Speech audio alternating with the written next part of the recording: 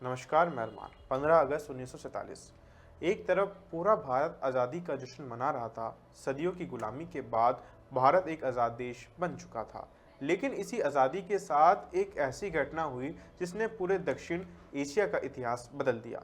भारत का विभाजन। भारत दो देशों में बंट गया, भारत और पाकिस्तान। पाकिस्तान बनने के बाद लाखों लोगों को अपना घर छोड़ना पड़ा, लाखों लोग हिंसा की चपेट में आए और भारत पाकिस्तान के बीच एक ऐसा विवाद शुरू हुआ जो आज तक खत्म नहीं हुआ। लेकिन कहानी यहीं खत्म नहीं हुई। जिस पाकिस्तान का निर्माण 1947 में हुआ था, वह खुद भी ज्यादा समय तक एकजुट नहीं रह सका। 1971 में पाकिस्तान का पूर्वी हिस्सा अलग होकर एक नया देश बन गया, बांग्लादेश। और आज पाकिस्तान के सबसे बड़े प्रांत बलूचिस्तान में भी आज़ादी और अलग देश की मांग लगातार सुनाई देती है। बलूच राष्ट्रवादी समूह 11 अगस्त को अपनी ऐतिहासिक स्वतंत्रता से जोड़कर बलूचिस्तान का स्वतंत्रता दिवस का रिपब्लिक डे मनाने की बात करते हैं और पाकिस्तान से अलग पहचान की मांग उठाते हैं। लेकिन इसी बीच एक और बड़ा सवाल है, पाकिस्तान बार बार पाकिस्तान अधिकृत कश्मीर यानी पीओके को अपना हिस्सा क्यों बताता है, जबकि भारत का आधिकारिक रुख साफ है कि पूरा जम्मू कश्मीर भारत का अभिन्न अंग है और पाकिस्तान के कब्जे वाला हिस्सा भी भारत का ही हिस्सा है। तो आखिर भारत का विभाजन क्यों हुआ? पाकिस्तान कैसे बना? बांग्लादेश पाकिस्तान से अलग क्यों हुआ? बलूचिस्तान में आज़ादी की मांग क्यों उठ रही है और पीओके की असली कहानी क्या है? आज इस वीडियो में हम समझेंगे 1947 से लेकर आज तक दक्षिण एशिया की सबसे बड़ी राजनीतिक कहानी। तो चलिए शुरू करते हैं, भारत का विभाजन क्यों हुआ। 1947 से पहले भारत एक ब्रिटिश उपनिवेश था। अंग्रेजों ने लगभग 200 साल तक भारत पर शासन किया, लेकिन 20वीं सदी में भारत की आज़ादी की लड़ाई तेजी से बढ़ने लगी। महात्मा गांधी, जवाहरलाल नेहरू, सरदार वल्लभ भाई पटेल, मौलाना आज़ाद, भगत सिंह, सुभाष चंद्र बोस और हजारों स्वतंत्रता सेनानियों ने अंग्रेजी शासन के खिलाफ संघर्ष किया। इसी दौर में राजनीतिक के अंदर धार्मिक पहचान भी एक बड़ा मुद्दा बनती गई। मुस्लिम लीग, जिसका नेतृत्व मोहम्मद अली जिन्ना कर रहे थे। मोहम्मद अली जिन्ना ने मुसलमानों के लिए अलग राजनीतिक प्रतिनिधित्व और बाद में अलग देश की मांग तेज कर दी। जिन्ना और मुस्लिम लीग का तर्क था कि हिंदू और मुसलमान दो अलग राजनीतिक समुदाय हैं और आज़ादी के बाद मुसलमानों के अधिकारों की सुरक्षा के लिए अलग देश जरूरी है। तो दूसरी तरफ भारतीय राष्ट्रीय कांग्रेस भारत को एक संयुक्त देश के रूप में आज़ाद देखना चाहती थी। कई राजनीतिक कोशिशें हुई ताकि भारत का विभाजन ना हो, लेकिन हिंदू मुस्लिम तनाव, राजनीतिक मतभेद, ब्रिटिश नीतियां और सत्ता के बंटवारे को लेकर असहमति लगातार बढ़ती गई। आखिरकार ब्रिटिश सरकार ने भारत छोड़ने का फैसला किया और फिर आया वह समय 1947 का विभाजन। ब्रिटिश भारत को मुख्य रूप से दो नए देशों में बांटा गया, एक भारत और दूसरी तरफ पाकिस्तान। लेकिन यह विभाजन सिर्फ नक्शे पर एक लाइन खींचने जैसा नहीं था। लाखों लोग अचानक अल्पसंख्यक बन गए। जो लोग भारत में रहते थे उनमें से बहुत से लोग पाकिस्तान चले गए और पाकिस्तान में रहने वाले हिंदू और सिख बड़े संख्या में भारत आए। इसी दौरान बड़े पैमाने पर हिंसा हुई, लाखों परिवार बिछड़ गए, लोग अपने घर, जमीन और संपत्ति छोड़कर शरणार्थी बन गए और यहीं से भारत और पाकिस्तान के रिश्तों में एक ऐसी कड़वाहट पैदा हुई जो आज तक पूरी तरह खत्म नहीं हुई। लेकिन विभाजन के बाद सबसे बड़ा सवाल था, जम्मू कश्मीर का क्या होगा? और यहीं से शुरू होती है पीओके की कहानी। जम्मू कश्मीर और पीओके की कहानी 1947 में भारत के विभाजन के समय ब्रिटिश शासन के अलावा कई रियासतों में थी। इन रियासतों को भारत या पाकिस्तान में शामिल होने का विकल्प दिया गया। जम्मू कश्मीर एक ऐसी रियासत थी जहां महाराजा हरि सिंह शासक थे। रियासत की आबादी बहुसंख्यक रूप से मुस्लिम थी, लेकिन शासक हिंदू थे। महाराजा हरि सिंह शुरुआत में किसी एक देश में तुरंत शामिल होने के पक्ष में नहीं थे, लेकिन अक्टूबर 1947 में पाकिस्तान की तरफ से आए कबायली लड़ाकों और हमलावरों ने जम्मू कश्मीर के कुछ इलाकों की ओर बढ़ना शुरू किया। स्थिति गंभीर हो गई। महाराजा हरि सिंह ने भारत से सैन्य मदद मांगी। भारत ने मदद के लिए एक शर्त रखी, जम्मू कश्मीर को भारत में शामिल होने का औपचारिक फैसला करना होगा। इसके बाद इंस्ट्रूमेंट को एक्शन पर हस्ताक्षर किए गए और जम्मू कश्मीर भारत में शामिल हो गया। भारतीय सेना कश्मीर पहुंची और लड़ाई शुरू हुई, लेकिन इस युद्ध के दौरान जम्मू कश्मीर का एक बड़ा हिस्सा भारत के नियंत्रण से बाहर रहा और पाकिस्तान के नियंत्रण में चला गया। युद्ध विराम के बाद जम्मू कश्मीर दो हिस्सों में बटा हुआ रह गया। भारत और नियंत्रण करने वाला था। भारत के नियंत्रण वाला हिस्सा और पाकिस्तान के नियंत्रण वाला हिस्सा। भारत इस पाकिस्तान नियंत्रित क्षेत्र को पाकिस्तान अधिकृत जम्मू कश्मीर या पीओके कहता है। पाकिस्तान इस क्षेत्र को अलग अलग प्रशासनिक नामों से देखता है, जिनमें आज़ाद जम्मू और कश्मीर था। गिलगित बल्टिस्तान शामिल है। यहीं पर भारत और पाकिस्तान के बीच सबसे बड़ा मतभेद पैदा होता है। भारत का कहना है कि 1947 में जम्मू कश्मीर के भारत में विलय के दस्तावेज के आधार पर पूरा जम्मू कश्मीर भारत का हिस्सा है, इसलिए भारत पीओके को भी अपना अभिन्न हिस्सा मानता है। दूसरी तरफ पाकिस्तान जम्मू कश्मीर विवाद पर अपना अलग राजनीतिक और कानूनी दृष्टिकोण रखता है। यही कारण है कि आज भी भारत और पाकिस्तान के नक्शों, राजनीतिक बयानों और अंतर्राष्ट्रीय मंचों पर कश्मीर सबसे संवेदनशील मुद्दों में से एक है। भारत की संसद ने भी कई बार ये रुख दोहराया है कि पाकिस्तान के कब्जे वाला जम्मू कश्मीर भारत का हिस्सा है। इसलिए जब पाकिस्तान पूरे कश्मीर या पीओके को अपना हिस्सा बताता है तो भारत उसका विरोध करता है। भारत का आधिकारिक रुख स्पष्ट है, जम्मू कश्मीर और लद्दाख का अभिन्न हिस्सा है और जम्मू कश्मीर और लद्दाख भारत का अभिन्न हिस्सा है और पाकिस्तान के कब्जे वाला हिस्सा भी भारत के वैध क्षेत्र का हिस्सा है। लेकिन कहानी अभी और दिलचस्प होने वाली है, क्योंकि जिस पाकिस्तान का निर्माण 1947 में हुआ था, ये 24 साल बाद खुद दो टुकड़ों में बंट गया। पाकिस्तान कैसे टूटा और बांग्लादेश कैसे बना? 1947 में पाकिस्तान सिर्फ आज के पाकिस्तान तक सीमित नहीं था। इसके दो मुख्य हिस्से थे, पश्चिमी पाकिस्तान जो आज का पाकिस्तान है और पूर्वी पाकिस्तान जो आज बांग्लादेश है। दोनों के बीच लगभग 16,000 किलोमीटर की दूरी थी और बीच में भारत था। भौगोलिक दूरी के अलावा दोनों क्षेत्रों में भाषा, संस्कृति और राजनीति को लेकर भी अंतर था। पूर्वी पाकिस्तान में बंगाली भाषा बोलने वाले लोगों की संख्या ज़्यादा थी, लेकिन पाकिस्तान की सत्ता और सेना में पश्चिमी पाकिस्तान का प्रभाव अधिक था। पूर्वी पाकिस्तान के लोगों को लगता था कि उनके साथ राजनीतिक और आर्थिक रूप से बराबरी का व्यवहार नहीं किया जा रहा है।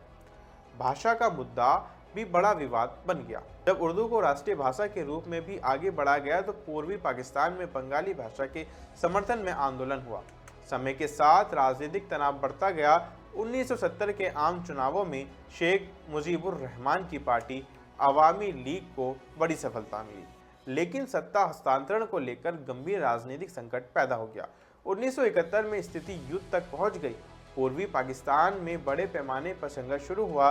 भारत भी इस संघर्ष में शामिल हुआ। आखिरकार दिसंबर 1971 में पाकिस्तान की सेना ने पूर्वी मोर्चे पर आत्मसमर्पण किया और एक नया देश बना, बांग्लादेश। यानी जिस पाकिस्तान को धार्मिक पहचान के आधार पर एक देश के रूप में बनाया गया था, वह खुद 24 साल के अंदर दो हिस्सों में बंट गया। इस घटना ने पूरे दक्षिण एशिया को बदल दिया।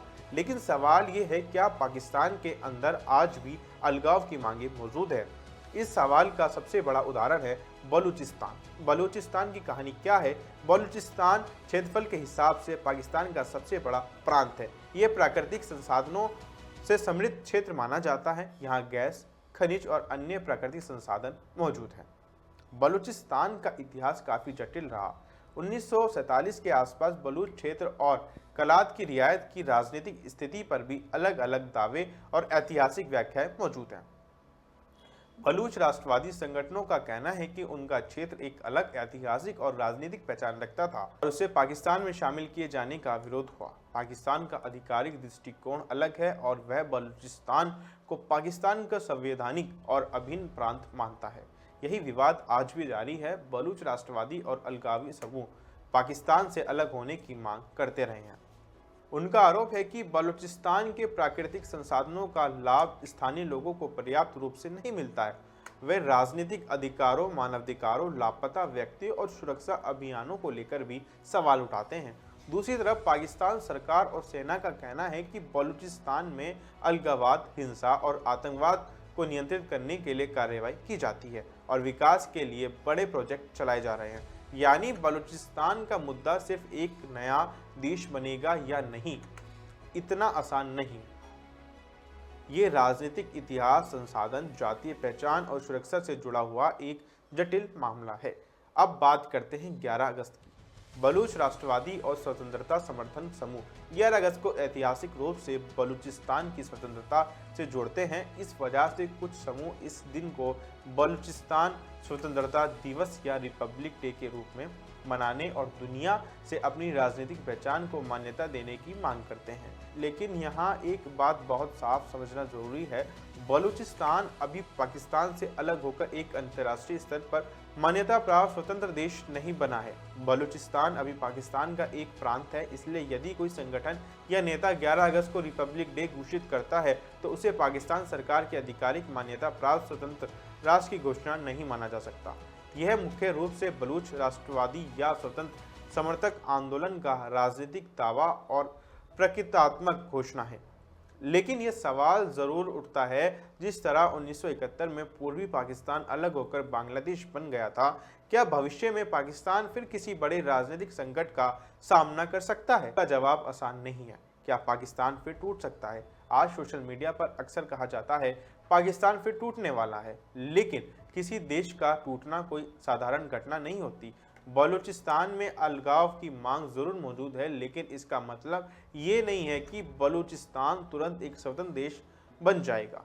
इसके लिए कई राजनीतिक और अंतर्राष्ट्रीय परिस्थितियां जरूरी होती हैं। पाकिस्तान की सरकार और सेना बलूचिस्तान को देश का महत्वपूर्ण हिस्सा मानती है। इस क्षेत्र का राजनीतिक महत्व भी ज्यादा है। अरब सागर के पास स्थित गवादर बंदरगाह और चीन पाकिस्तान आर्थिक गलियारे यानी CPEC के कारण भी यह क्षेत्र अंतर्राष्ट्रीय रणनीति में महत्वपूर्ण है। इसलिए बलूचिस्तान का भविष्य सिर्फ पाकिस्तान की आंतरिक राजनीति का मामला नहीं है, इसका संबंध चीन, ईरान और अफगानिस्तान और अंतर्राष्ट्रीय राजनीति से भी जुड़ता है। भारत का भी इस मुद्दे पर अपना राजनीतिक दृष्टिकोण है। भारत ने समय समय पर बलूचिस्तान में मानवाधिकारों और हिंसा से जुड़े मुद्दों पर चिंता जताई है, लेकिन किसी भी क्षेत्र के स्वतंत्र देश बनने के लिए केवल सोशल मीडिया अभियान या राजनीतिक बयान काफी नहीं होते। अंतर्राष्ट्रीय मान्यता, राजनीतिक नियंत्रण, प्रशासन, जन समर्थन और वैश्विक कूटनीति जैसे कई चीजें महत्वपूर्ण होती है। इसलिए बलूचिस्तान कल आजाद हो जाएगा जैसी बातें करना सही नहीं होगा, लेकिन ये जरूर कहा जा सकता है कि बलूचिस्तान पाकिस्तान की सबसे बड़ी आंतरिक राजनीति और सुरक्षा चुनौतियों में से एक बना हुआ है। भारत, पाकिस्तान और POK के भारत के रुख पर अब वापस आते हैं। POK पर जम्मू कश्मीर पाकिस्तान के कब्जे वाला हिस्सा भारत का अभिन्न अंग है। भारत इस मुद्दे को 1947 में हुए जम्मू कश्मीर के भारत में विलय से जोड़ता है। भारत कई बार कह चुका है कि पाकिस्तान के कब्जे वाला जम्मू कश्मीर भारत का हिस्सा है। पाकिस्तान दूसरी तरफ इस मुद्दे पर अपना अलग दावा करता है और यही कारण है कि POK और कश्मीर का मुद्दा आज भी भारत पाकिस्तान संबंधों का सबसे संवेदनशील विषय बना हुआ है। लेकिन यहाँ हमें एक बात समझनी चाहिए, यह सिर्फ ज़मीन का विवाद नहीं, इसमें लाखों लोगों का जीवन, इतिहास, राजनीति, युद्ध, सीमाएं और अंतर्राष्ट्रीय संबंध शामिल है।